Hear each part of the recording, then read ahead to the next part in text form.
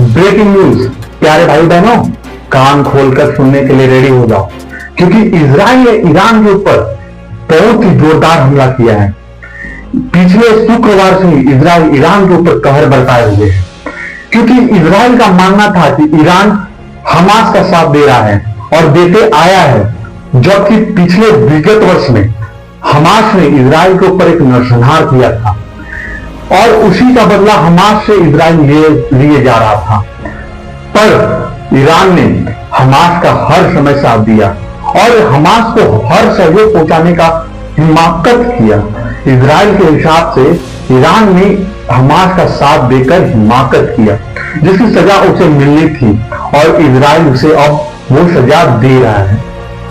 अगर एक तरीके से देखा जाए तो प्यारे भाइयों बहनों, एक तरीके से देखा जाए तो राष्ट्र हित में अगर किसी भी राष्ट्र के ऊपर अगर कोई हमला होता है या कोई भी करना चाहता है और वो जवाबी हमला करता है, तो वो किसी भी प्रकार से गलती नहीं होती।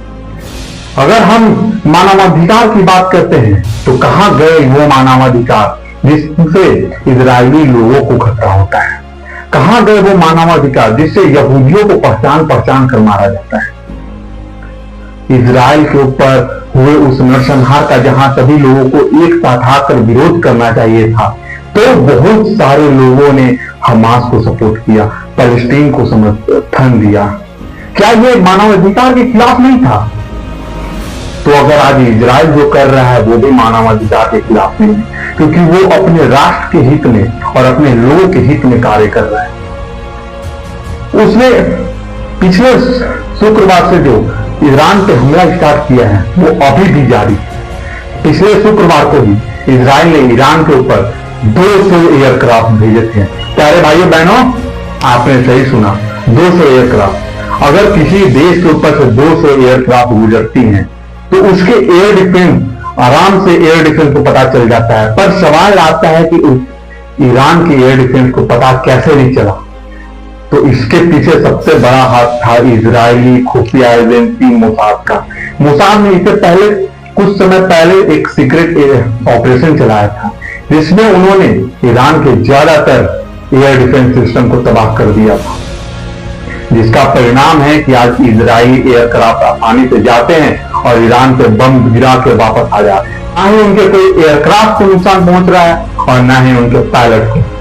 मेरे प्यारे देशवासियों, मेरे प्यारे दर्शकों, मैं आपसे भी ये जानना चाहूंगा कि क्या अगर आपके देश पे कोई हमला करता है, जैसा कि कुछ समय पहले हमारे देश के ऊपर पाकिस्तान ने हमला किया था, तो क्या हमारी ये बात होनी चाहिए कि हम उसको जवाब नहीं देंगे? क्या विश्व का ये रवैया होना चाहिए कि भारत को पाकिस्तान के ऊपर हमला नहीं करना चाहिए?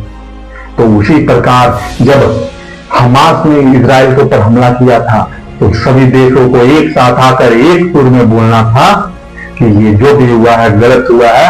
हमास के ऊपर इजराइल हमला करता और कुछ समय बाद ये युद्ध समाप्त हो जाता, पर ऐसा नहीं हुआ। बहुत से लोगों ने हमास को सराखों बैठाया और जिसका अंजाम आज विश्व भुगतने को तैयार है। आज विश्व में तेल का कीमत बढ़ रहा है, इसकी जिम्मेवारी इजराइल की नहीं है, इसकी जिम्मेवारी विश्व में रहने वाले उन तमाम लोगों की है जिन्होंने पैलेस्टीन का और हमास का समर्थन किया था। मेरे हिसाब से और लगभग इस देश में जितने भी वो लोग रहते हैं जो समझते हैं कि एक देश के ऊपर हमला क्या होता है, उनके हिसाब से इजराइल जो कर रहा है वो सही कर रहा है। इसका अंजाम जो भी हो, युद्ध का अंजाम कोई भी नहीं जानता, युद्ध का अंजाम कुछ भी हो सकता है। पर प्यारे भाइयों बहनों, क्या ये सही है कि अगर आप मेरे ऊपर हमला करोगे तो मैं आपके हमले को सहकर बैठ जाऊं, या ये सही है कि अगर आप हमला करते हो तो मैं आपको मुंह तोड़ जवाब दूं? इजराइल आज कोई गलती नहीं कर रहा है, इजराइल किसी के दबाव में नहीं है, इजराइल किसी का समर्थन नहीं मांगना जा रहा है। इजराइल को भला ही सपोर्ट मिल रहा है और मिलना चाहिए, पर इजराइल तब भी अकेला लड़ता था जब उसको कोई सपोर्ट नहीं देता था।